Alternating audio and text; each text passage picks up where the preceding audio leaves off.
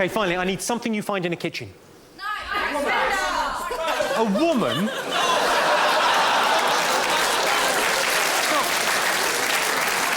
It's not 1974. You can find in a kitchen, a woman. She'll have my tea on.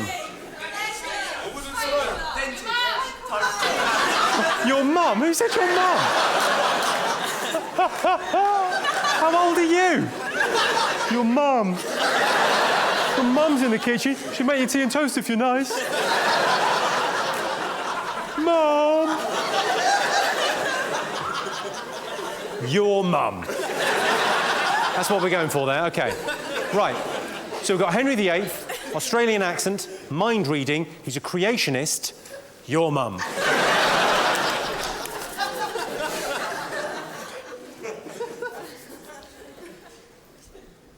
Should we leave it there? Genuinely. That is all the improv I do. That's my favourite bit, the bit where people shout out suggestions. The actual play bit at the end, I always think, is a bit shit.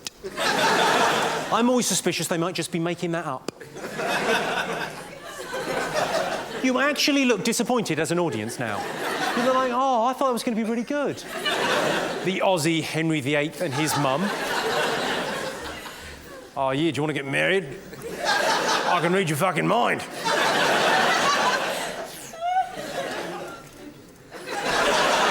How shit's that? What, sorry? I forgot your mum. All right, there's Henry VIII fucking your mum. You happy now? That's your mum. You happy? Did we miss out your mum? Is she getting fucked by the king? Oh, yeah. All right, Sheila? Yeah, take it, you bitch. Yeah. I know you like it. I can read your fucking mind. You happy now? Why now? There's a thin line between neighbourhood watch and becoming a vigilante, and it's a line you cross when you buy a cape. Do you know there's now a warning on superhero costumes? If you buy a superhero costume, it says on it, this costume does not give you special powers. Or indeed the right to see your children.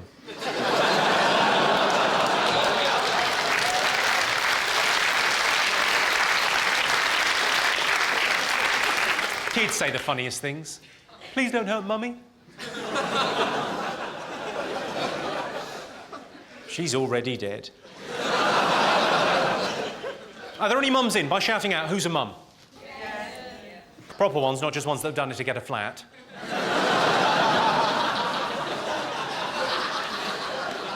I'm kidding, we all love mums. You know, mums are great. They're the great unsung heroes of our society. They do so much for so little. What do mums ever get? All they ever get is, you know, not even a thank you, just Mother's Day. Mother's Day's rubbish, isn't it? It's like a Toblerone from the garage or some flowers from a lamppost. What? I think it's all right to give your mum flowers you've taken from a lamppost where there's been an accident. Because if you think about it, you wouldn't do that if she'd brought you up a little bit better. It's her fault. Of course, one of the major supermarkets is trying to redress the balance, yeah? There's just Mother's Day for mums, but they've decided to have a Mum of the Year competition. Mum of the Year to sort of, you know, just reward ordinary, everyday mums. Acknowledge, you know, all the good work mums do. The only thing I would question about their charitable endeavour is the massive banners they put outside every one of their superstores saying, enter your mum today. I mean, fair enough, if she's up for that, she deserves something. Might I suggest a call from social services? Sugary tea was my mum's cure for everything. Her, like, elixir of life. If you had any kind of problem, emotional, physical, financial, it wouldn't matter. She would say, come in, I'll make you a nice sweet cup of tea. Which was fine until we found out my brother was diabetic. My girlfriend always says, you never tell me how much you love me. I don't want to upset her.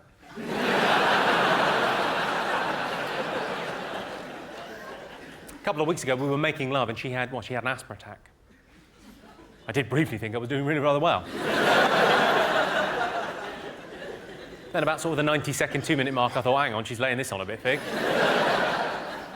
Either she wants something or she's not well. And she wasn't well. I totally panicked. I didn't know what to do, so I phoned a friend of mine who's a doctor and he lives just down the road from me, and I said to him, you know, what should I do? He said, well, yeah, don't panic. It could be quite serious. It probably isn't, but I'll pop right over. I said, what should I do in the meantime? He said, finish yourself off. What's this? What celebrity would you most like to sleep with? Angelina Jolie. I'd love to have a go on that. She's an attractive woman, isn't she? I had a dream about her a couple of weeks ago. I'm not saying it was sexy. I had to get the sheets off with a toffee hammer. That's a weird joke, isn't it? Because at once your mind has to go, and, oh, toffee hammers. I realise I haven't got much of a chance with Angelina Jolie. She's with Brad Pitt. I've got a face like a potato. My only chance with her is if I black up and check myself into a Mozambique orphanage. Now, for better, for worse, this is the question I use to judge an audience, to judge individuals. If you could all answer, that would be great. Would you fuck your dad to save your mum?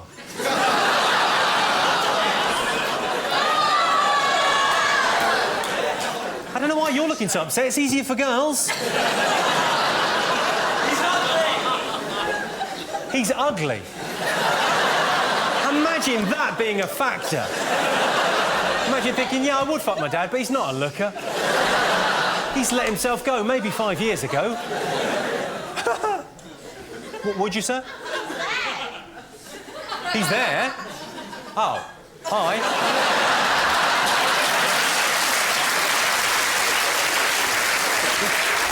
So, do you mind me asking, is your mum here as well? Oh, brilliant. Well, we can actually do a proper test.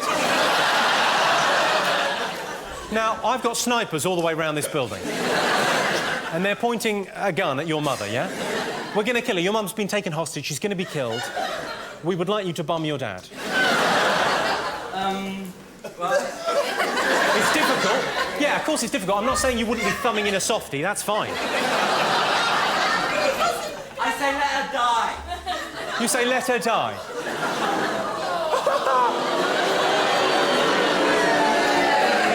Sorry, hang on, we're not in Norfolk. What are you booing?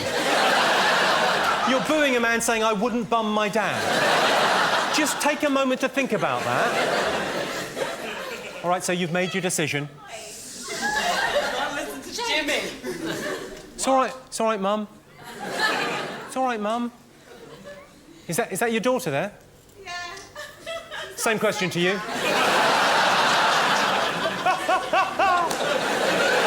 Oh, I love my job.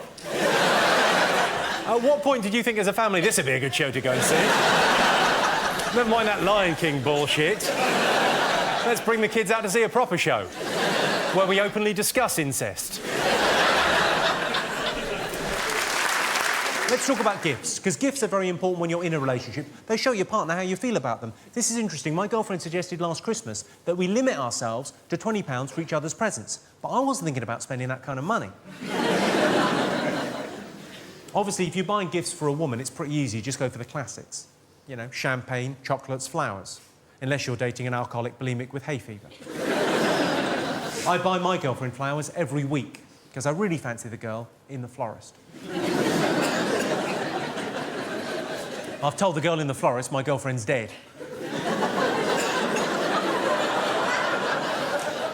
I thought it was a good idea at the time. It slightly backfired. You try explaining to your other half why you got her a wreath 4 weeks in a row. Obviously, different flowers express different emotions. So, for example, red flowers say passion. Yellow flowers say love. And self-raising flower says, make me a cake. My girlfriend said recently, she said, we need some romance in our lives. So I took the hint, I booked a hotel, flowers, chocolate, champagne, petals on the bed, the full bit. Ended up having incredible sex. Of course, it turned out she wanted me to take her. What's the fucking point of that? I live with her. She'll be there when I get back. Put the kettle on, love, and fucking knackered. I'm not saying I feel cheated, but when we got together, she said to me, I'm very liberal about sex. I don't care what people do, as long as they're consenting adults and no one gets hurt. There's always a catch, isn't there? No one gets hurt. Consenting. Adults. Basically, no fun. My girlfriend asked me recently one of the big questions in life. She said to me, do you want to have children? I thought about it. I thought, God, Is there any truer expression of the love that you have for another person than to have a child with them? Because really that is a bond that lasts forever. It's not like getting married. Marriages break up. But having a child together, you know you're going to be bonded through that child for the rest of your life. And then I thought about the money. I thought, how expensive is it bringing up a child? It's apparently the most expensive thing you can do. It costs £100,000 to bring up a child up to the age of 18. It's an incredible amount of money. It's not like buying a house where you can sell it on. It doesn't appreciate, that's just gone. And then I thought about the education of the child. Would I send it to state school or private school? I'm doing all right. I might think about private school, but I'd probably end up sending it to state school. And then, you know, maybe I'd compromise on that, become a bit of a hypocrite, end up reading the Daily Mail, going to parent-teacher meetings, becoming my dad. It'd be awful. And then I thought more about, well, why am I thinking about having a child? Why don't I think about adopting a child? Isn't it just about the family unit and love, rather than just having a little mini-me running around the place? And then I thought about how much it would mean to have my family name live on. And, you know, what that would mean to my nearest and dearest. And then I thought again about the relationship with my girlfriend, how that would change, how I'd probably end up calling her mum or something, you know, would really sort of change that. And then, it would change my life, it'd probably ruin it. Anyway, I sort of weighed up all the pros and all the cons, and in the end I said no.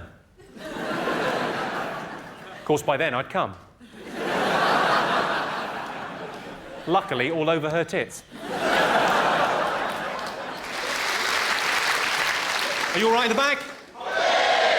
Excellent. It's nice to hear that, because often when I go to comedy shows, and I go to them all the time, I love coming out to see live comedy. The thing is, though, if I'm sat right at the back, I'm a little bit disappointed. I always get my ticket and go, oh, for fuck's sake, I'm fucking miles away. But there are, of course, advantages to being right at the back. You get more of a sense of theatre, of people coming together and sharing a sense of humour. What a wonderful thing that is, the great British music hall spirit. And also, if you're right at the back, this sort of thing won't happen. I fucked your mum.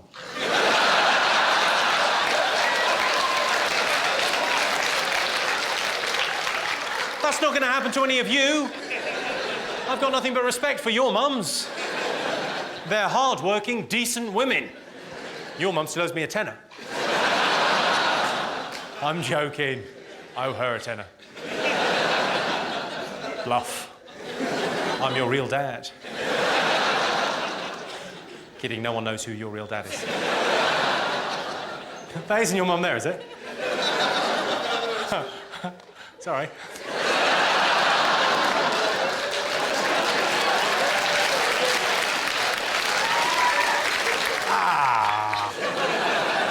This is a bit awkward. Hello, sir.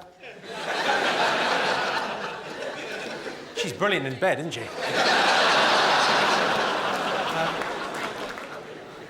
What, sorry? I don't remember her. What, that's the thing that annoys you? Not the fact I fucked your mum, the fact... You don't even remember fucking my mum. My absolute favourite Christian organisation of all time. It's called Christians Against Teenage Pregnancies. That's the Everest of hypocrisy, isn't it? If Jesus taught us nothing else, he taught us that the unwanted babies of teenage mums can turn out all right.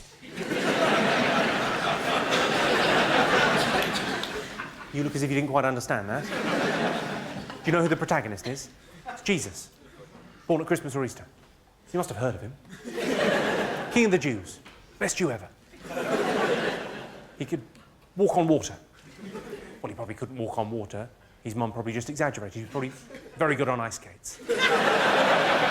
The problem comes when you do this for 6 or 7 days in a row, and then you find yourself back in the real world doing something a bit mundane on a Monday morning.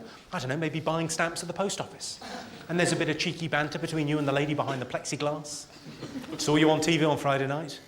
Did you? What do you think? Well, you're clearly no match for Jonathan Ross. Well, that's interesting, because I fucked your mum. Don't cry, I'll go. Dave and Susan, they've been going out for years and years and years, 10 years, since college. Susan went home for the weekend to see her parents.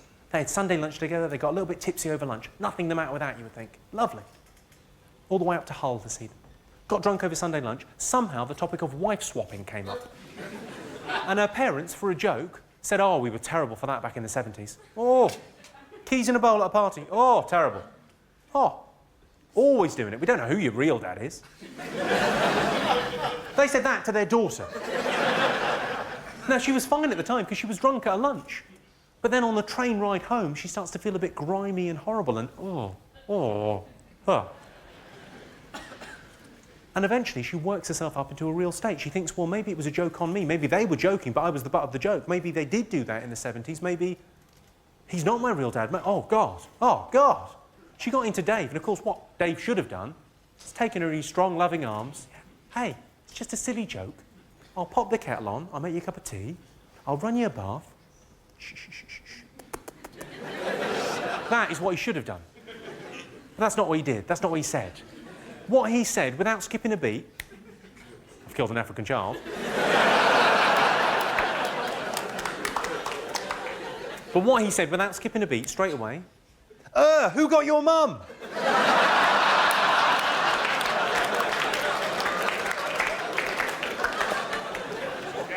Yo, go on. Yeah, your mum keeps calling you asking for sex. My dead mum keeps on calling you. At least twice. Right, she's barking up the wrong tree with you, isn't she? No, you... She is. You're up for it? Well, that's lovely to hear. Not deterred by finding out she's dead, he's gone, yeah, I'll still do it, yeah. It is fine. I mean, that would seem like a rude thing to shout out. Your mum's up for it, but I don't mind at all because I was warned that he was going to be here this evening. I knew you were going to be here because I was actually warned by your mum. No, seriously, she did. She warned me. She said... She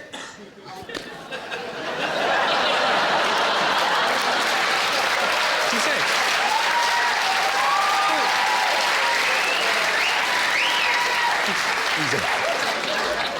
She said, my boy's going to be here, he'll show. He's wrong and he'll probably shout something out. What a cunt. At least I think she was talking to me. I wasn't the only one there.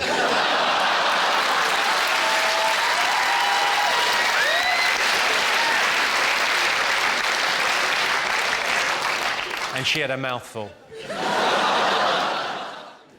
Wondering, does anyone have this arrangement in their relationship? It's becoming ever more common now for couples to have an arrangement whereby they're totally faithful to each other, but they've got a clause whereby if one of them was to meet a certain celebrity, they would be allowed to stray.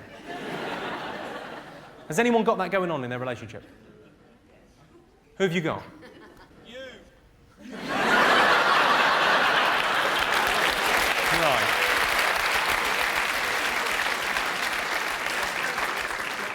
I noticed that you're sitting next to a lady. You're going to do what when you go home? She's going to kill you? Right. Or strap one on and fuck you, certainly. The reason I mention it is because I've got an arrangement with my girlfriend whereby if I ever get the opportunity to sleep with Kylie Minogue, she can fuck off. They say don't masturbate, you'll go blind. Yeah, only if you get it in your eyes. Aim away. Who do you think about when you masturbate? Her? So do I, she's lovely. That was a good answer. You think about your partner when you masturbate. I think I'll put my hand on my heart, speak on behalf of every man in here and say, when we masturbate, we think about you ladies. We think about our partners, our wives and our girlfriends. Yeah? We think... We do. I do. I always think of my girlfriend. I think, Ocean's walk in. She doesn't even know I've got these magazines. A couple of weeks ago, I failed to perform sexually. Well, how is that a laughing matter? A couple of weeks ago, I failed to perform sexually. I'm not going to go into details. Suffice it to say, I arrived early. My girlfriend said, don't worry, that happens to a lot of guys. I said, right, there's two things the matter with that. Firstly, who are these a lot of guys? And secondly, if it's happening to more than one of us, don't you think it could be your fault?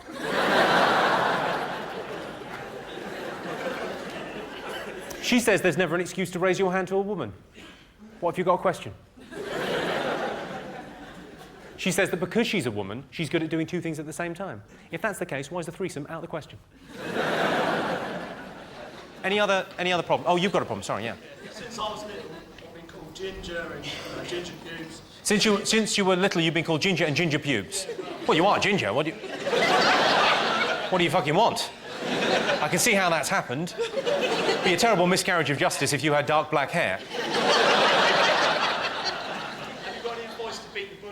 Have I got any advice to beat the bullies?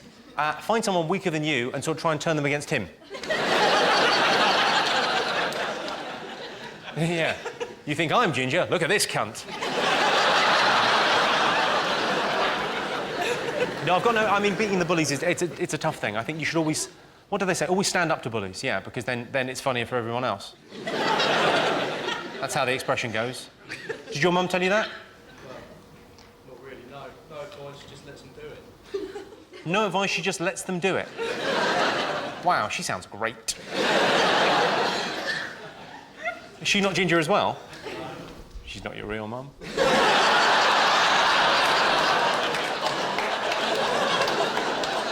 My girlfriend used to get annoyed with me because I used to leave the toilet seat up, so I don't do that anymore. Always put it down. Yeah.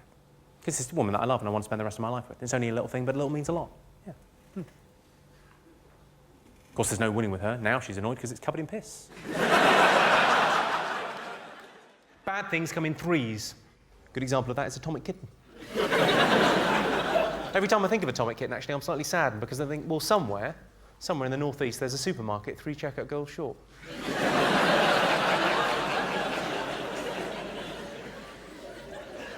Hello, I'm Jimmy Carr, and I'm announcing my new tour. It's called Jimmy Carr Laughs Funny, because there'll be laughs and it'll be funny, and because I laugh funny. Come and see me. Go to jimmycarr.com for details, you know, dates and tickets and all that kind of thing. You know how to buy tickets. Go and buy some tickets.